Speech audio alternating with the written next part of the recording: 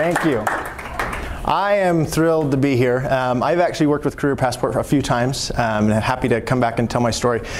So let me tell you maybe what my intent is to do today. So I want to tell you a little bit about my work and career, and how I got there, and try and do that in a way that's useful to you wherever you're at right now in your college or educational experience.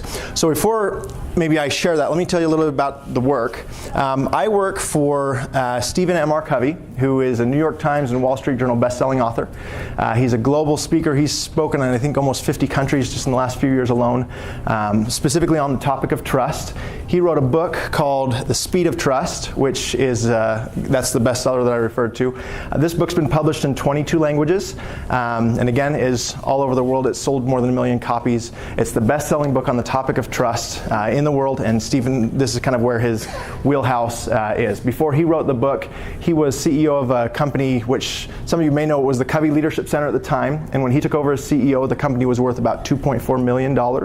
And when he, about 3 years later, when they went into some other transition, by that point the company value had risen to $160 million, which is pretty significant growth. So he came into this being an author and writer, not just, you probably know who his father is. Stephen R. Covey wrote The 7 Habits of Highly Effective People, which was one of the 2 most influential business books of the 20th century. Very, very well known. Stephen didn't want to just kind of come into this though and kind of step into his father's shoes and start talking about things. He wanted to work. And so the book, The Speed of Trust, came out of his experience as a CEO. And that's what he kind of does, is it goes all over the world talking about this. So I get to work for Stephen. I've been on his team now for about 12 years, which has been an extraordinary experience. I get to travel the world as well. I was in a month and a half ago, I was in Moscow, Russia, with Richard Branson, Mike Tyson, and Oliver Stone. Dalai Lama spoke at that event as well. So we've gotten to kind of travel the world seeing all sorts of amazing things. I was in Cabo last week, which was a great place to be in the end of January, early February versus Utah. But I had the opportunity to travel quite a bit, see a lot of the world. It's been a really fun career. To give you a little bit of exposure to what we do, we'll go into companies, organizations, and talk on this topic of trust. And what I wanted to do today is I kind of tell you my story. I think it's interesting how I got into this career and how I have grown in this career. It's actually been a model that's really followed well closely with this whole idea of trust. Because we're all here to develop our own credibility, right? The whole point of having a degree is you've got a piece of paper that says, hey, I'm capable in these areas. I've taken time, I've spent years of time developing my skills, abilities, talents, knowledge, all of these things to make me more marketable as I go out into the public to try and work, develop my career, make my impact, do what I'm going to do. So before I jump into this, let me just acknowledge most people, when you tell them you're going to talk about trust, they tend to think this or something like this. Like, okay, this nice, sweet, soft, fuzzy social virtue, which trust is all of those things. And none of that's a bad thing. But I'm going to make the case today that it's much, much more than that. I'm going to make the case for trust as being a hard-edged economic driver, something that has a real impact, and kind of turn it into something that you can hopefully really wrap your arms around. And so in order to do that, I want to do a brief exercise with you, if you'd be willing, that I think will make this more interesting. So who in this room knows how to count? That's good. Okay, now I'm going to have you do a counting exercise. This is not going to be difficult. We're talking double digits here. So I'm going to show up on the screen in just a moment a set of numbers. And what I'd like you to do, the numbers are going to be all over the place. They're going to be disjointed. It may be a little hard to see, I don't know, but we'll give you just under a minute to look at these. And what I want you to do is I want you to find the number 1. And then once you've found the number 1, I want you to find number 2. And then number 3, again, you know how this works. So before I do this, are there any accounting majors in the room? Okay, so we're all probably a relative level of skill when it comes to this. So I'm going to put these numbers up. I'm going to give you just under a minute to go through, and I want you to see how far you can get. Does that all make sense? So it's not about counting, it's more about finding numbers. Yeah, but you've got to do them in order. Okay. So you've got to find them in sequence. So if you can't find the number 4, and I promise it's there, you can't just skip it and go to 5 and move on, okay? So I'm going to give you about maybe 45 seconds to do this. Are you ready? You promise it's there? I promise it's there. There's numbers 1 through 54. Okay? On your mark, get set, go.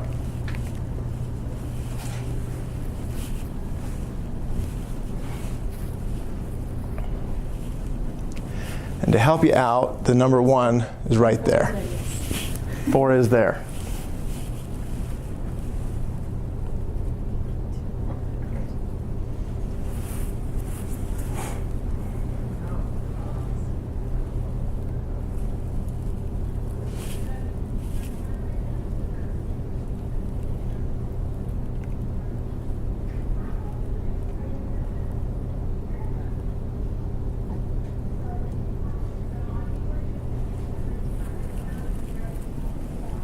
Okay, got about 5 seconds.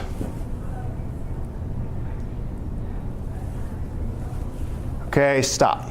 There's no number 12. There is a number 12. Okay. Now, if you'd be willing, stand up.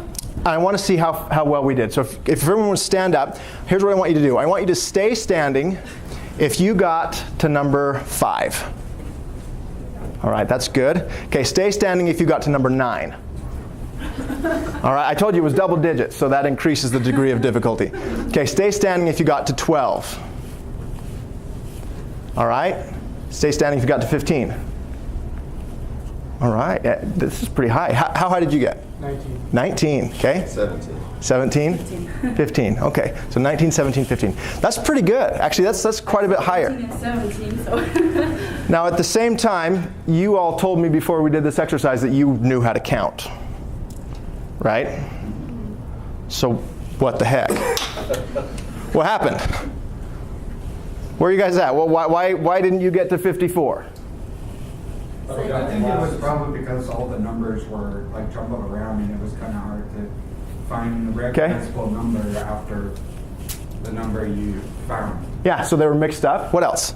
You said they couldn't skip. I said you couldn't skip. That's a good reason for why. One reason it's hard. What else?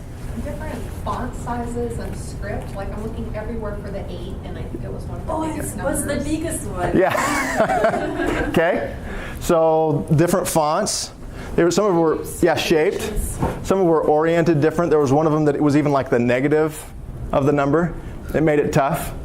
Okay, but again, I made this sound really simple in the beginning because I asked how many people could count, right? And I did tell you a little bit that it was going to be mixed up, so that's one reason it might be hard.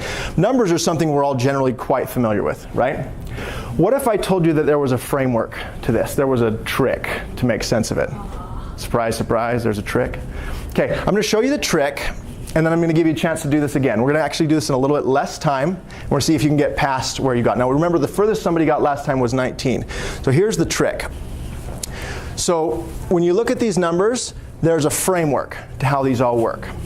So you'll notice that you found the number 1 up in this quadrant here, or this corner. You found the number 2 in here, 3 in here, 4 in there, and so on. You found 9 in here, and then you found 10, some of you also found 10 right in here, and then 11, 12, and so on. There's 9 boxes. You can go around the horn 6 times. That's 54. 9 times 6 is 54.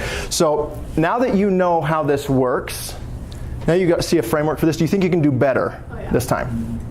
High level of confidence. That's good. I like that. Okay. I'm going to give you this time 30 seconds to go. Are you ready? Yeah. Okay, on your mark, get set, go.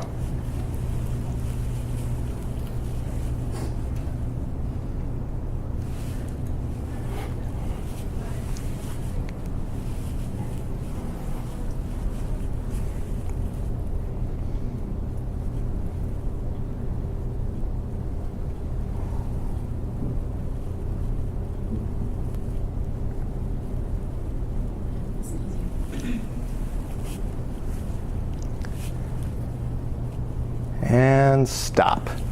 Okay, how do we do? Did everybody get better than you got the first time? Yeah. All right, that's good. Is it like twice as much, some of you? Oh yeah. What was the high? Did anybody get over 30? All right. How did you get? 33. 33? 43. 43. Okay, you were 19 last time, right? So you more than doubled where you got. What about you? 32. 32? Okay. You know what this means. You guys have an excellent teacher. I mean, the knowledge gap from where you were when I started to where I got, I'm really proud of myself. Good work. Why was it easier? You knew where to look. There was a pattern. Did it get easier when I put up the lines? Oh yeah. Why did it get easier when I put up the lines? Because you already knew what the framework was. You didn't necessarily need the lines. Tell me why you think it got easier. there were only so many numbers in the box, so then instead of like wandering more, it was like there were only 9 or so numbers. Yeah, the framework made it so you could really kind of decipher what was going on, right? Okay, so I love this exercise. The reason I use this up front, this is very much how trust works. Any one of us in this room could walk through, here's how you would build trust in a linear fashion, right? You do this, and then you do this, and then you do this, and these things ruin trust. You would also be able to count very similarly in a linear fashion from 1 to 54 quite simply and quite easily. But our lives, our work, our education, the things that we do are just like the numbers. They're full of components that we're familiar with, but a lot of times they come at us kind of jumbled, mixed up, different. And that makes it hard. That makes it complex. You ask anybody who's in a married relationship, two people who love each other more than anything else in the world, yet because they come from different backgrounds, they see things differently, they have different priorities, and then it gets really hard to balance out how they're going to operate, how they're going to grow their family. It's the same of any organization. In a company, it's the same thing. Same thing in a classroom dynamic. It gets complex, and we don't always know how to navigate those kinds of things. But when we have the help of a framework, that allows us to do it. So what I want to do today is introduce you a framework for how you can walk out of here better being able to improve your own personal credibility and your ability to get trust from other people. So I mentioned that I've worked with Stephen Covey now for about 12 years. In that 12 years, I've been promoted 4 times, and especially the last time, but some of these times I ended up being against somebody else for a promotion where I was competing, and the person who was up for the promotion on paper was way, way more qualified, and probably honestly not just on paper. They were probably way more qualified than I was. But why did I get the job? Trust. The people that I'd worked with, I'd developed a track record, and they trusted me.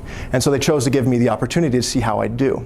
Now, if you're going into a job market for the first time, you might not have that developed, but I'm going to make the argument that you can build that trust a lot faster than you might think. And that just like this framework, there's a framework for building trust where you can do it on purpose, deliberately, over and over and over again. And it's not just enough to have the pieces, like all the numbers were there. It's not just enough to have the degree. It's not just enough to have done some of the work. There's other things that we've got to do to help build our own personal brand and be able to promote ourselves and be able to demonstrate how clearly we can be counted on and depended on for the work that we're going to do. So here's what I'd like to do. I'm going to give you the 3 big ideas of my presentation kind of right up front, and then I'll kind of walk through each of these in greater detail. But I'm going to focus around 3 main points. The first is that trust is economic. I mentioned with the kitty cat picture, most people don't think of trust as really economic. I'm going to argue that trust is financial. It's also economic in other ways, and I'll come back to that in a minute. The second big idea is that trust is the #1 competency needed in leadership today. And I recognize that's kind of a broad description. It's certainly bold to say that it's the #1. The reason I'm focusing on leadership specifically is even if you're not in a necessarily formal leadership position right now, leadership is not so much of a position, it's much more of a choice. See, at all of our lives, at some point in time, we're going to be in a leadership formal position where we'll be either in our family or in an organizational setting or in some setting where we're responsible for other people. But regardless of what happens in the future, right now we're all responsible for at least one person, and that's ourselves. So I'm arguing that the ability to get good at trust is the #1 competency that you can have as a leader, even if you're just working on leading yourself. Which a lot of us in college and education, in this situation, we might be our main priority. That's why we're here, to develop ourselves. And I'm arguing that if you can get good at trust, it'll help you more than any other skill set or ability that you could develop. Finally, the third big idea is that trust is a learnable skill. This is something you can get good at. You can move the needle on. You can do deliberately on purpose. It's not just something you either have or you don't. And that's actually where we're going to spend the bulk of our time is, okay, so how do you do this? I want you to be able to walk out of here, out of our time together that we have, and looking at, okay, here's something I'm going to do as a result of the time that I went to this little thing. Aside from eating pizza, which is great, I'm going to actually learn something that I'm going to use a year from now, 6 months from now, 5 years from now, wherever it be. So before we jump into these 3 big ideas, I want to go ahead and kind of get on the same page in terms of definitions. So when people talk about trust, they usually mean a lot of different things. It's a really broad word, really broad term. For my purposes, when I say trust, simply what I mean is confidence. See, I feel trust when I feel confident in a person, in an organization. I feel confident in somebody's abilities. I feel confident in their motivation, their intent, what they're trying to get done. I feel trust when I feel confidence. The opposite of trust is suspicion. See, I don't tend to trust somebody when I feel suspicious about their motives, about their background, about maybe their ability to carry out a particular task. So this is the simple definition for trust for the purposes of our conversation today. I'm also going to argue that this confidence, it comes from 2 places. It comes from both having character, which is being good, as well as competence, which is being good for something. And we have to have both character and competence if we want to be able to build and sustain trust. Now again, part of the whole purpose of getting a degree, this aligns really heavily with the competence side. We want to demonstrate that we're competent and capable. We also have to be good. So there's a great adage. It says people tend to hire for competence and fire for character. If we don't have the balance of those two things, it's really hard to sustain trust and confidence and get very far. If we do have those two things, it allows us to move much, much faster and much, much further than we otherwise could. So is everybody okay with that definition? Is that all right? Anything anybody would like to add to that? Let me ask a question going in. How many people here right now know exactly what you want to do upon graduation? You have a very clear goal. 1, 2, 3, 4 and a half. Small number. Okay, so I am like the rest of you. The 4 of you I really, really envy. I always wish that I had been that person who understood totally, hey, this is what I'm going to do, this is my plan, this is where I'm going to end up, I'm going to apply for an internship here. I never had any of those things. My degree was in communication. I graduated from UVU in 2009, and the reason I had communication as my degree was truth be told, this is a different story, my mom picked the major for me because I wasn't able to register at the time, so she had to declare something, so that's what she picked. I ended up keeping it because I felt like, well, I have no idea what I want to do. Whatever I do, if I get better at communicating, that'll be kind of like a catch-all. So maybe that'll help me, because you have to do that everywhere you're at. I hit that because this idea of trust is very much the same way. It doesn't matter what field you're going into, this will apply if you're going to work with and through other people. So let's jump into this first big idea. This idea that trust is economic. Let me tell you what I mean by that. Trust always affects 2 measurable variables. They are speed, number 1, and cost. Speed and cost. These 2 things are kind of king today. Anywhere you go, anything you do. You probably took these 2 things into account when you decided whether or not to pursue higher education. Speed, right? How long is it going to take me to get through this program? And what is this going to cost me? And you're here because you ended up saying, yes, I'm going to do that, I'm going to make that choice, but you took these things into consideration. So the argument for the economic side of this is that trust always affects these 2 outcomes. So let me give you the formula. It's really simple. You will find that in a relationship, in a team, in an organization, in any setting, when the trust goes down, you will find that speed will go down with it. Everything you do will take you longer, much, much longer. Why? Because of the many steps you have to take because of the lack of trust. You'll also find that costs will go up. Why? Again, many, many steps we have to take because of lack of trust. And so when I say costs, by the way, I don't just mean financially. I also mean in terms of opportunity costs. What it costs me to do something. So let me illustrate this in this word. Some of you may have seen this infographic before. I saw this the other day and thought it was hilarious. Who has done a group project? Who loves group projects? All right, there's still a few people. That's good. All right. Who loves having that person in your group who loves group projects? Yeah, that's a big win, right? Okay, so here's the graphic. Has anybody seen this before? What group projects are supposed to teach you. You've got communication, responsibility, collaboration, and the big one is teamwork. Is that kind of the idea, right? That's what we hope happens. And here's what really happens. What group projects actually taught me? Those are still there, but the big one? Trust no one. Why? There's nodding heads. Why? Why trust no one? Mostly because, I've had this the one on the right kind of reminds me of what happened to me in high school when I did group projects. Uh-huh. Whereas, personally, the one on the left kind of reminds me of the group projects that I've done since I've been in college. Uh-huh. Yeah, there can be a big difference. The reason is that you're always going to have some people that are like, I don't want to even be in this group. I'm just going to do nothing. Uh-huh. And make one person do all the work. Have you ever been in a group project with people you couldn't trust before? What does that do to speed? Goes down. What does that do to your costs? What does it cost you if you're in that project? Costs go way up. Unless you don't care. Unless you're that one who's dragging everybody else down. But see, when the trust isn't there, it impacts everything that you're trying to get done. We use this example with organizations, and it's always universally resonant. Anybody who's done group projects kind of tends to recognize that this happens. So That's what I would call the tax, what I just showed you. And you'll find that anytime trust is low, you're going to be paying a tax. Even if it's low because it's not your fault, you still have to pay the tax because you have to get through it, just like with the group project. Now, thankfully, the opposite is also true. You will also find that when trust goes up in a relationship, on a team, in an organization, you will find that the speed goes up with it and the costs come down.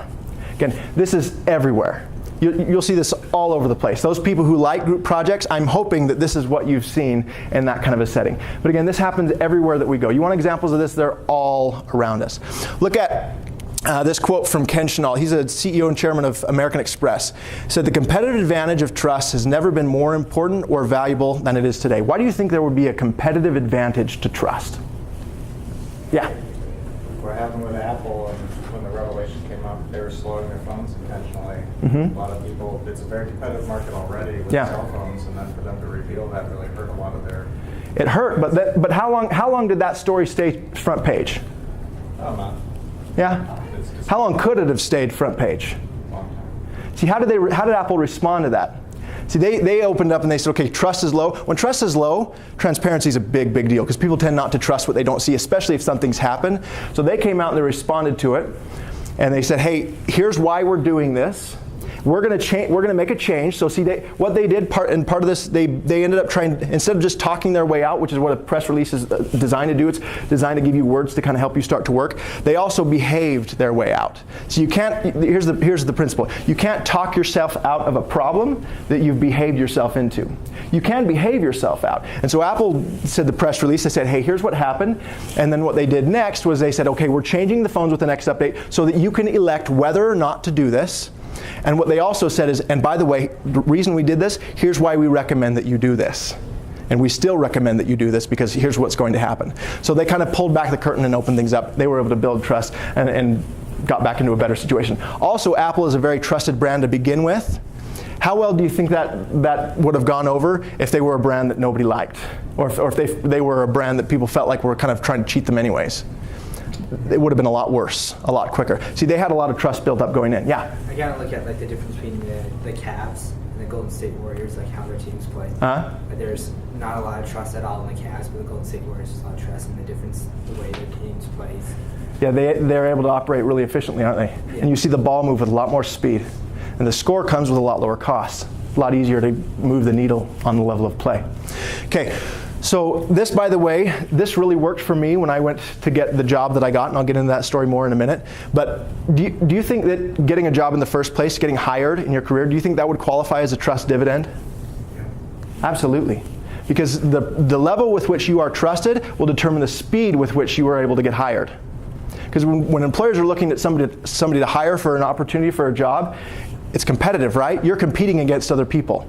And we think we're competing on our skill set. We think that we're competing on several different things. What we're really competing on is trust. Because when we go into that interview, when we leave it, the question they're asking themselves is, out of these candidates, who do I have the most confidence in? Okay? And that's not just a function of what your degree was. That helps, but it's a function of a number of different things that we do. And again, I'm arguing it's that combination of both character and competence. And we'll get into what that looks like in just a minute. So I argued, you see how trust affects the economics of the way that we operate. It affects speed and cost with everything that we're trying to do. The second big idea I hit was that trust was the number one competency of leadership today. And I mentioned that leadership, I'm talking about that more of a choice than a formal position. And let me give you a few reasons why I think trust is number one, why it's most important. And obviously, I'm more than a little bit biased in saying this because that's what I'm talking on, but I think you'll agree with me. So today, there's lots of things that people are expected to be able to do in a work environment. And I'm arguing that trust is a performance multiplier. This is why I argue that it's number one. So I'm going to walk through just quickly a few different scenarios where this might matter to you. So let's look at this first idea of communication. Okay? Is communication an important skill to have going in and working with other people? Yes. Yeah, on some level, right? Matters. Matters in a big, big way. Now let's put trust into the equation though. So let's say you have somebody who's a very skilled communicator, very articulate, they're a great orator, they're very charismatic, super strong in this area. What if people don't trust them? They're not going to believe anything that person communicates. They might communicate it perfectly, with such clarity and eloquence that it's hard to turn away from. But if the trust is low, It cuts it off at the knees. It's a tax. It doesn't matter how good you are in that area, people simply won't buy what you're selling. Now let's take the flip side. Let's look at somebody who let's say somebody's been promoted into a leadership position where they're being asked to work with other people, and maybe they were technically really strong, like maybe they're in an IT background where they're a genius and they're trying to help kind of create that, but they might not have the same level of charisma as a chief marketing officer or a sales vice president or something like that. They might have this, they might actually be really weak in this area, but let's say the trust is high. What does that do to this skill set? What do you think? It tends to drive it up because if you have someone that you trust a lot, but they struggle to communicate, everyone else makes a bigger effort to understand it, to help them communicate what they're trying to say. It makes it irrelevant. See, this is why I'm arguing that trust is number one, because the areas that you're stronger, it'll make you even stronger. The areas that you're weak, it'll make your weaknesses irrelevant. Because if people believe you, if people buy into you, they'll give you the benefit of the doubt. And just like the numbers thing we saw earlier, there are things that are going to go really, really wrong. And you'll find out kind of where the level of trust is when that happens and how much rope people give you to work with. So let me hit a few other areas. Collaboration. That's a big deal today, right? Back to group projects. You can't collaborate without trust. You might be able to coordinate or maybe even cooperate with other people, but without trust, you can't truly collaborate. You look at innovation. What's innovation? I would describe innovation as the collision of differences in an environment of high trust. So you can say, how are differences viewed when trust is low? They're conflict. They're divisive, right? They're damaging.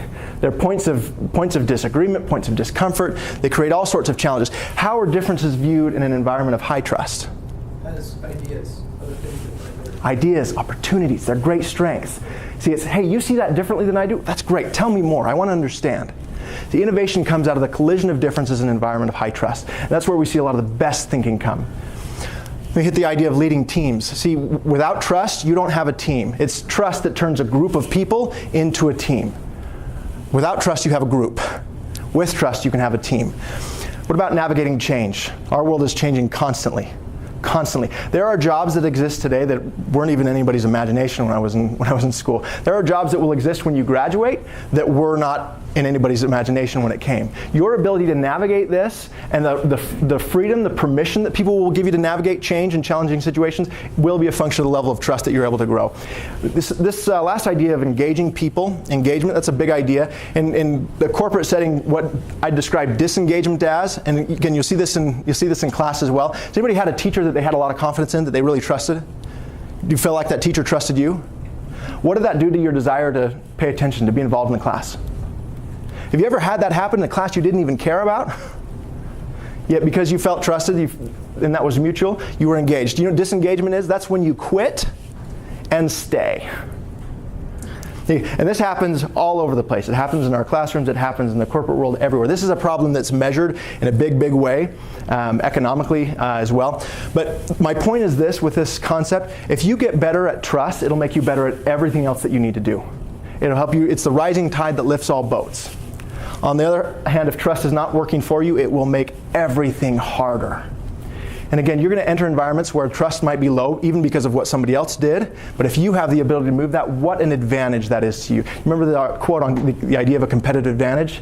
For me, in my own career, being able to grow trust was my competitive advantage. And I'm arguing that that can be yours as well. So this last idea, these first two are kind of, hey, why does this matter? Why are we talking about this? Why is this relevant? This last idea is, okay, so how do we do this? How do we start to move the needle on this? I'm going to argue that trust is generally a function of two things. One is credibility, which is we're going to spend a little bit of time in, and the other is behavior. We won't get to spend as much time in behavior today because of time. But let me talk for a minute about credibility. Credibility comes from the Latin word credere. Anybody speak Spanish or any other Romance language? Okay, what does creer mean in Spanish? Believe. Creer comes from the same root word as credere, which is, if I'm asking, am I credible? It's, am I believable? So your credibility means, are you believable? It asks two questions. First question it asks is, do I trust myself? Do I trust myself? That sounds like it might be a silly question. I'll get into that more in a minute. The second question is, do I give to others a person that they can trust? And your ability to answer those two questions, I guarantee you, will determine what happens when you walk out of UVU for the last time. So let's look at this for just a minute. I mentioned earlier that confidence was a function of two things. Remember I said both character and competence. So I'm going to use the metaphor of a tree. So character is like the roots and kind of the base of the tree. Okay, a lot of it's beneath the surface, some of it's above. It's vital, but by itself, it's not very useful. Doesn't do much good. Competence is like the branches and the fruits of the tree. Most of it's above the surface, people can see it. It's what we produce, it's our products, it's our outcome. But again, competence without character is insufficient. It's like a tree without roots, and when the storm comes, and it will come, the tree won't hold. We have to have both character and competence in order to be able to sustain trust. We're going to dive one level down deeper into these two concepts of character and competence and look at it on a little bit more practical level. So there are what I call 4 cores of credibility, 4 dimensions of credibility, 2 of which belong to character and 2 of which belong to competence. And so we're going to take a few minutes and start looking at, hey, how can I move the needle on this overall score, or what somebody might look at me in terms of my own personal credibility. The first core of credibility, went too far, is integrity. This is what most people think of when they think of trust. They think of integrity, they think of honesty. And obviously that's a big deal. I don't want to skip over that. Integrity is like the roots. You can answer a lot more questions about integrity than anybody else can answer about you. It takes courage to have integrity. It also takes humility. But why do I say it takes courage? Because it's relatively easy to have integrity when there's no cost or a consequence. And again, just like the numbers, we're going to get into situations where there's major opportunities for maybe steering the other way. So when there is a cost or consequence, that's where it's really important. I want to share a brief video clip with you just to maybe illustrate this point. This is a tennis match. Any tennis fans? This is Andy Roddick. Not Andy Roddick. That's a different one. This is American tennis player Jack Sock. This has happened about a year and a half ago. He's playing in the Hopman Cup in Australia against an Australian tennis player named Lleyton Hewitt. Now, they're facing off with each other. They've got an umpire and technology for calling lineouts and stuff. Well, Jack Sock gets the ball served to him. So Lleyton Hewitt, the Australian guy, serves the ball. And the line judge calls it out. He says, hey, that's out of bounds. It's a fault. And then Jack Sock stops. He says, no. He says, he yells across the net to his opponent. He says, hey, that was in, not out, if you want to challenge it. In tennis, you get a couple of challenges. And kind of surprised people that the opponent who got the point is yelling across, hey, that was in, not out. And so watch what happens when he does this. Watch the look on Lleyton Hewitt's face. He kind of sees, like, what do you mean? Like he's wondering, well, what's he doing? Is he trying to get me to waste my challenges, or what? Why would he tell me to challenge this call? So watch what happens on his face. Watch what happens also on the umpire's face. We'll talk about this in just a minute, but enjoy. This is very quiet, so if you can, you want to watch for their subtitles. Obviously, the tennis players weren't mic'd at the time, but watch this exchange. Watch what happens. There we go.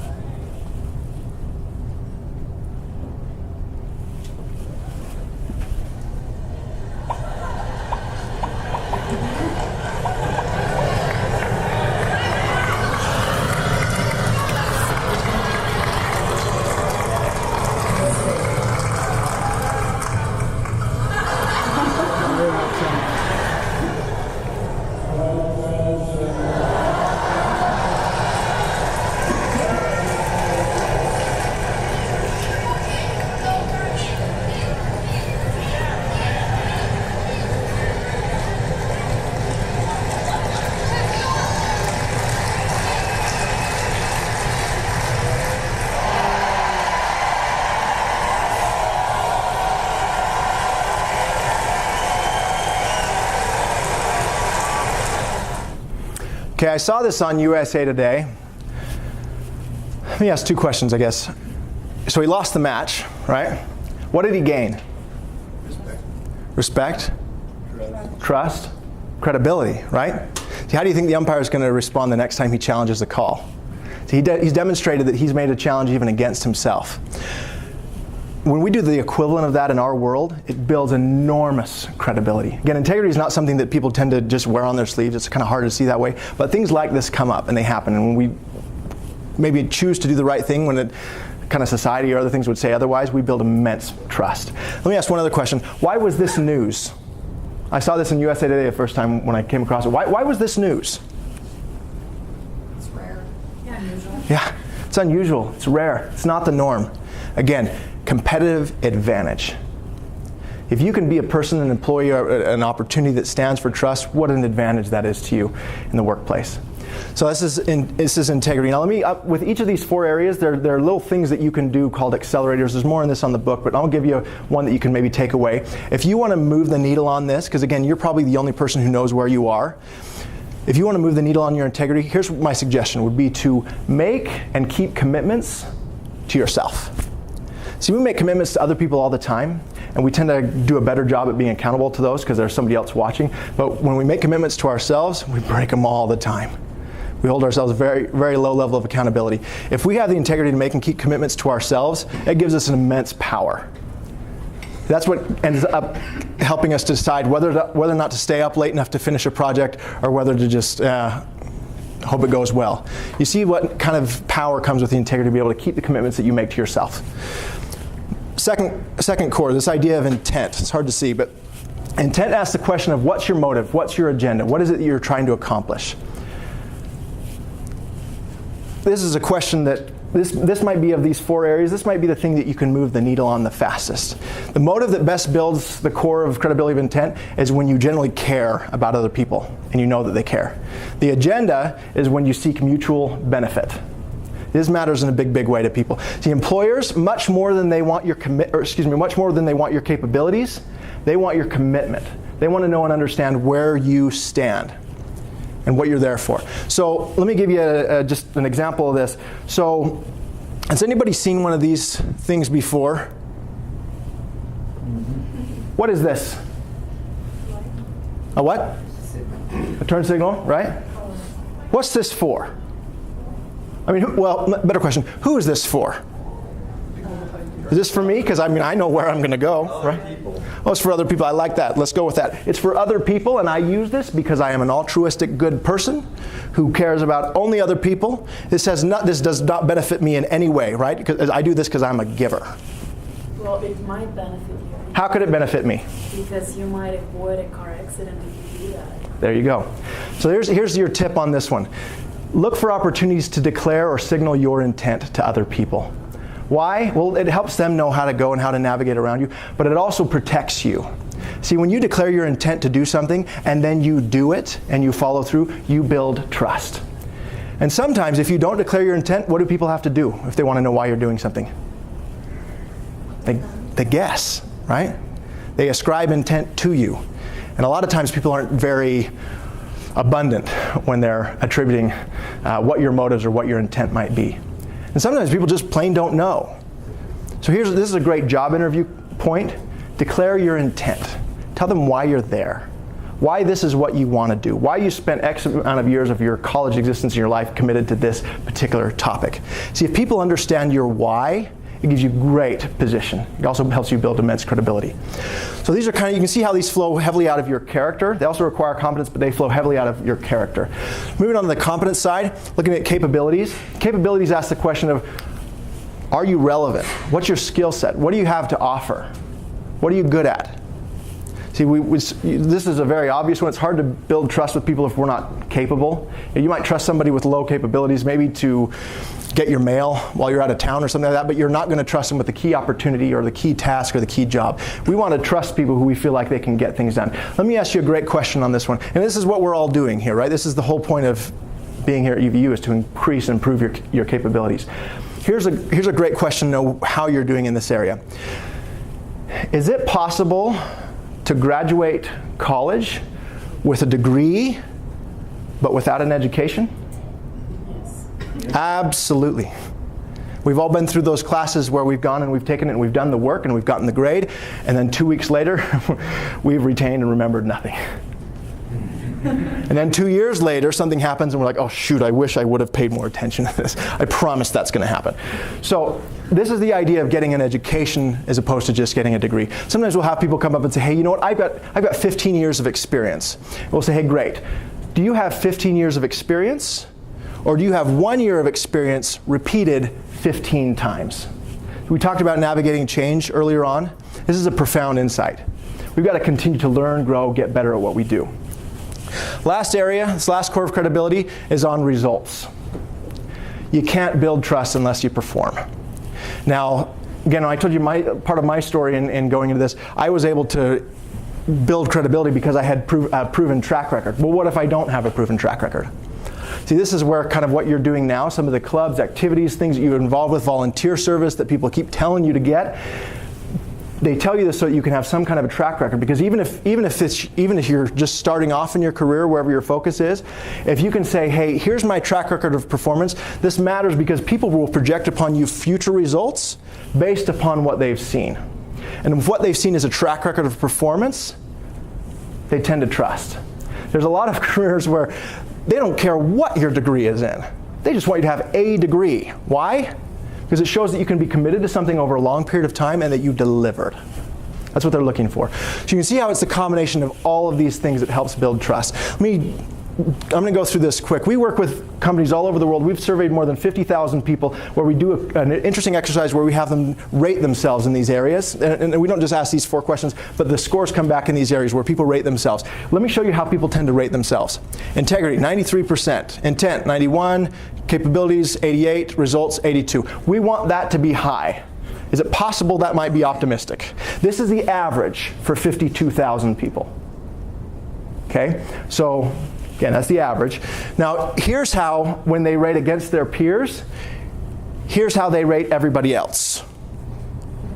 30-point gap. Big gaps. See, there's a big gap between how I might see myself and how someone else might see me. Do you think that matters? That the ability to have that perception?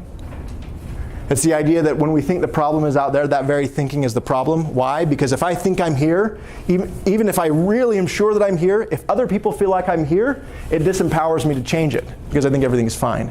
See, if we're constantly learning, growing, getting better, we're able to build our credibility and kind of bridge that gap. We actually worked with a company, it was Bose, where when we did this with them, they actually were harsher on themselves. And they were high than the ratings that they gave each other and their peers. They have great credibility, and as a result, they're able to move with incredible speed at low cost. Let me just wrap up here with one quick video clip. This is a story. Some of you may have seen this. This came out a few years ago. This is about an autistic basketball player named Jason McElway. This is about 3 minutes. I want to show you this video because I want to use this to kind of wrap up our section. But let me just acknowledge one thing at the start before I play it. This story has a really great ending. It's really inspiring. It's really powerful. Now, it doesn't always happen this way, but sometimes it does. So watch this. Watch what happens with Jason McElway, and we'll maybe use this as kind of our construct for wrapping up.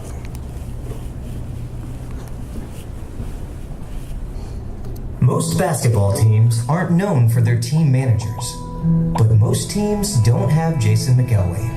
Jason was a special ed student at Greece Athena High. His nickname is J-Mac. When I got into high school, my goal was to make the team, and I wasn't good enough. Born with autism, for 3 years, Jason's job was to assist the coach and do whatever the team needed. He made sure everyone had water and towed off players' sweat during the game. And of course, he always cheered loudly for the team he cared so much about. Jason tried out 3 years in a row, but never made the team. Because of Jason's devotion, the coach decided to let him suit up for the final game of the season. Not to play necessarily, but just to see what it was like to wear a jersey. What added to it was the fact that if we won that game, we could tie for the league championship. But I couldn't promise he could get in the game, although I really wanted to play him. With 4:19 to go, Coach Johnson pointed to number 52. After all those years of wishing and watching, Jason was in the game. His first opportunity was a 20-footer from the right baseline. His second chance comes when he gets the ball at the top of the key and misses. I thought, please, can he just make a shot? But the third time's the charm.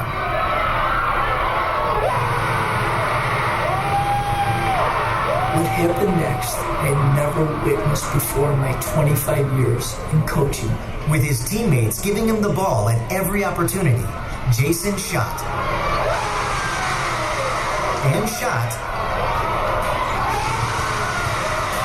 And shot. Three-pointer after three-pointer. And with each bucket, the crowd and his team went a little crazier. With just about 3 seconds to go, Jason stops 3 feet behind the arc. I think to myself, Jason, don't shoot from there, it's too far. He lets it go anyway. He beats the buzzer and creates pure pandemonium. In the space of just 4 minutes, Jason scored 20 points, making him the highest scoring player in the game.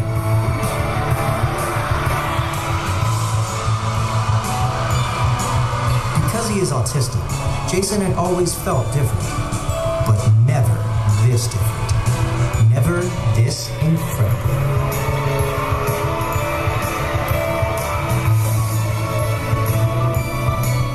Since that time, Jason has continued to work with Jim Johnson, but he has a new nickname, Coach J-Mac. Being given a chance